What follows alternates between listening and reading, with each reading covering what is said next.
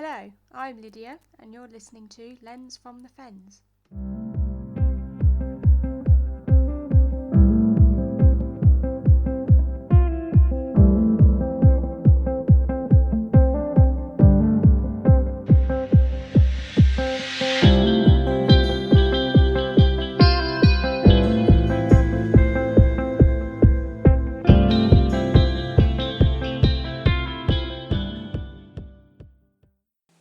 Hello and welcome back to another episode for Lens from the Fens. My name is Lydia. I hope that you are all doing very well. I've got another sit-in episode for you today simply because the weather has definitely turned for the winter season. It's been very overcast, it's been very wet and very windy. So the last couple of weeks I haven't had the chance to get out as much as I would like to with my camera. But I'd like to start off this sit-in episode with a little announcement. I had the pleasure of speaking to Christina from the David and Christina Show. That is another local podcast, so local to me and with the surrounding areas. They highlight some very interesting topics within the local community. If there's any petitions happening or any interesting events going on, they're really good at notifying the local community of what's happening, any thoughts and feelings that they like to talk about to the listeners, and they're just a lovely couple. So I will be featured on their latest episode where I talk a bit about how my wildlife photography started, where my career in photography all began, and also a bit about this Lens from the Fens. So I highly encourage you to go and listen to David and Christina. You can find them through the Facebook pages, just search for the David and Christina Show, or you can visit their website, which is davidsnape.me. So I thought for this sit-in episode I would talk about my wildlife dreams. I still have plenty of places I would like to go to, plenty of different species I'd like to either see and hopefully photograph. In terms of animal spectacles, and like I said, any particular species that I'd like to encounter. I've already had the pleasure of experiencing lots of wildlife events within the UK, such as the puffins on the Isle of Lunga in the Hebrides, and last summer I had the privilege of seeing a badger family emerge from their wooded area, and then I think there was 3 quite large cubs and 2 adults. I didn't get any pictures because it was very dark, but I had the pleasure of seeing them. I'd love to be able to see them in better daylight as well. And another event that I've really had the privilege of seeing is the seal pup season, where the seal pups are born on land. I witnessed one that was only a couple of hours old, laying on the beach with its mum, which was really nice. So, yeah, there's a lot to see in the UK, but there's also other stories that I've heard of and videos that I've seen from other inspiring photographers and wildlife experts that I've located within most of Europe. So to begin with, I'll start with the closest places, as I'll have the potential to visit them sooner, obviously in regards to the ease of travel and whether another lockdown is imminent for the UK. So as I mentioned before, I've visited the Isle of Mull multiple times now. It's sort of my home away from home. It's a delightful island, and there's just so much wildlife inhabiting that island, and it's just a place I would love to return to again and again. But I have yet to visit the rest of mainland Scotland, and specifically the Cairngorms. I would love the opportunity to see the mountain hares, the red squirrels, ptarmigans, pine martens are definitely on my list of what I'd definitely like to see within Scotland. And I think at the top of the list, I would actually really like to photograph, or at least witness, the capercaillie lecking season. They're really impressive birds, especially when they do their displays. If you're not familiar with the term lecking, it is basically how they parade with their wings angled downwards and their tail feathers are flared upwards, a bit like a peacock. And the males also produce a beard, in quotes. And along with their physical display, their calls are so powerful, and it's a mixture of gurgling and wheezes. So it's sort of similar to when I experience hearing stags bellowing during the deer rut season, which is very imminent. It has already started in quite a few places. Again, I'd love to see them, but the capercaillie, it's a wonderful bird in terms of how they look and obviously how they display to potential females. So I'm going to head a bit further up north towards the Shetland Islands and Orkney. So the landscapes around there are simply amazing from what I've seen, again, from landscape photographers and wildlife photographers.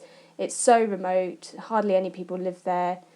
And although it's a location similar as to what I've seen in Hebrides, it's just another place I would love to visit myself in terms of the marine life.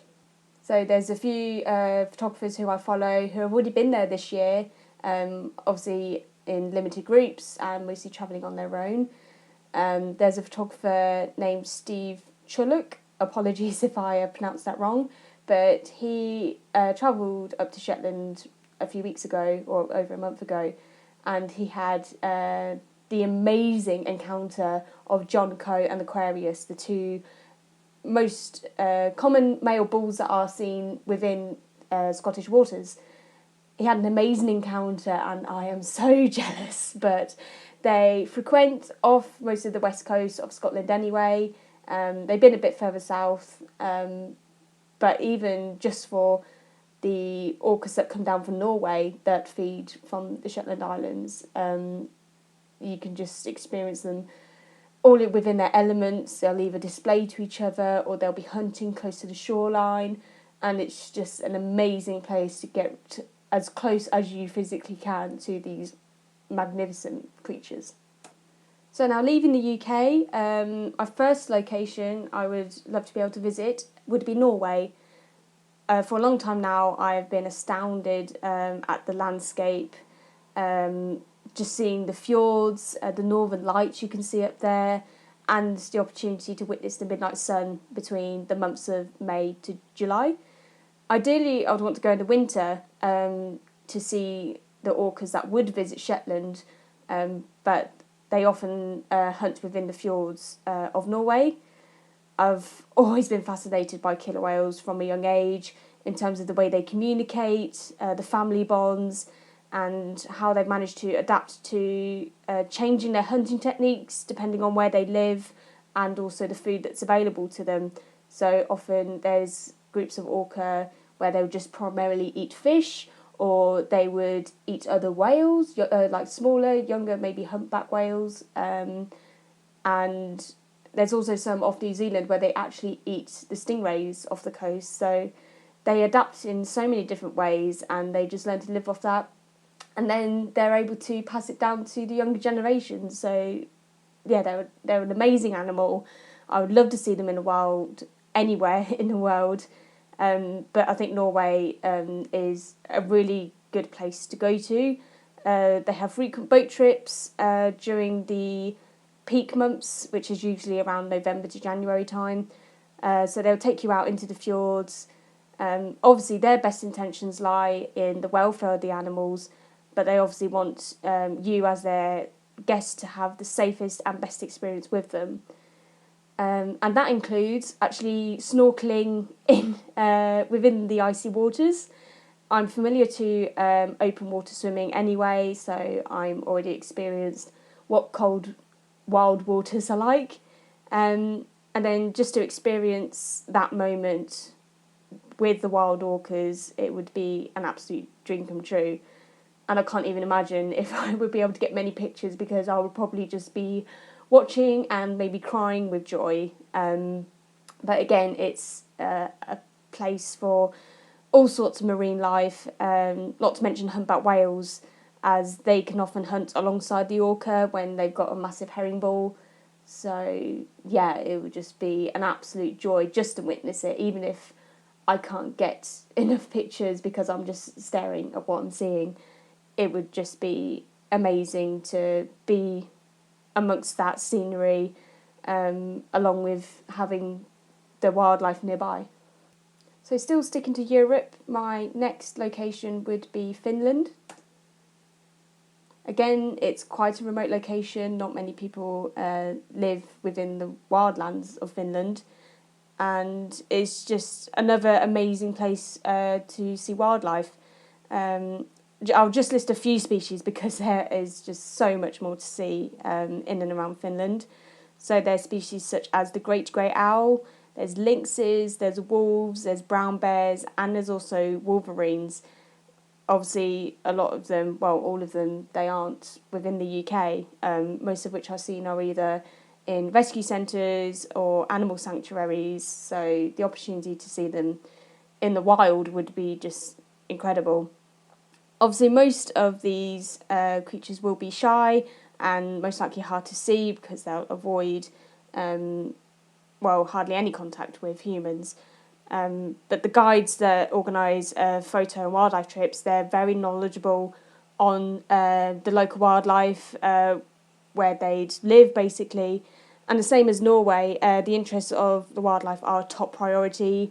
And even if you don't see what you wanted to, just the experience of being within the wilderness of Finland would just be as amazing to witness. So of course I'll have plenty more locations in mind, most likely in the future, that I'd like to visit within Europe. But I'm going to head across the pond for another top location I would love to visit, and that would be Monterey Bay in California. So another wildlife photographer that I have followed for the past few years now is Slater Moore. He is able to go out on whale trips throughout the year, so he has the amazing opportunity to see many marine species that visit the west coast, which is basically where he lives. And over the past few years, when I followed him, he's got some amazing photographs of the marine life that he's able to visit on his daily boat trips, such species as the Pacific white-sided dolphins, the bared-beaked whale, grey whales, humpbacks, killer whales, sea otters, mullers, which are the sunfish, and the California sea lions. So, yeah, just when it gets to the peak time where the blue whales would visit the west coast as well, again, just as all the other places I've mentioned, it would just be an absolute privilege to witness it, and to get the photos would just be an absolute dream come true. And hopefully I'll be able to see Slater as well, because I've followed him for quite a few years and he's done some amazing work. And he also has his own podcast, which he hosts alongside a couple of other marine enthusiasts, which is Whale Nerds. So you can always check that out. I don't know if they've done a lot of stuff recently, but they have plenty of previous episodes that you can always catch up on in the meantime. So my last couple of locations on my list of dream places to go would be New Zealand and or Australia. I've been fascinated by the creatures that live there, especially in Australia. There's nothing else like them in other parts of the world. I also have a family friend that lives there. Hi, Mark. But yeah, the wildlife there is just uncomparable to places like the UK. You get the wallabies, the red kangaroos, the splendid wrens, koalas, cockatoos, the echidna. I could go on. They're just so exotic, and it would be amazing to see them in the wild. There are venomous snakes, but I have a liking for snakes, so I wouldn't be too put off, I wouldn't think. My only concern would be the spiders, because you wouldn't want to come across a huntsman. For example, they are huge. I am not a fan of spiders, so that's my only real concern if I was to visit Australia in the near future. But the place next door to Australia and New Zealand, it's an amazing landscape. A lot of you will be familiar with it being featured in Lord of the Rings, if there's any Lord of the Rings fans out there. But I've also came across it when I was following the work of Dr. Ingrid Visser, who is a huge orca enthusiast. She's studied them for pretty much her whole career, and it was through her work that I found out about the killer whale pods, about how they migrate between both islands, so up and down the coast of New Zealand. and she's got her own documentary. She's got her book on swimming with orcas, which she studied them off Kaikoura, which is on the North Island, and that would be my ideal place to visit.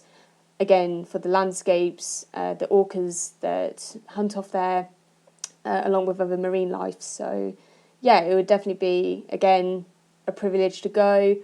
It could be in the near future, it could be in 10 years' time, but I think it would definitely be a place just worth going to, even if it's just the one time. So that's pretty much my list of top places I would love to visit, either in the near future or a bit further down the line. Obviously, there's a lot of restrictions in place. There's a lot of places we can't travel to right now. So it looks like a lot of the UK locations that I would like to visit is still possible, whether that be in the next year or the couple of years after. So, but I'd love to know if you have any past experiences going to either exotic locations for wildlife or places closer to home. If you would like to send in your stories, you are more than welcome to. I am accessible through Facebook Messenger, through my Pinfall photographic page, same again for an Instagram. And yeah, if you also want to leave a comment underneath this podcast through my Libsyn website, then you're more than welcome to. I would love to hear your stories, or if you have any places that you would like to visit as well. So I really hope I can get out and about again with my camera and take you lovely listeners along with me. But otherwise, I hope you enjoyed listening to this episode, and I will be speaking to you all again very soon. Goodbye. My podcast cover shows my own image created using Canva. The theme music is provided by Purple Planet Music. Check out their royalty-free music at purple-planet.com.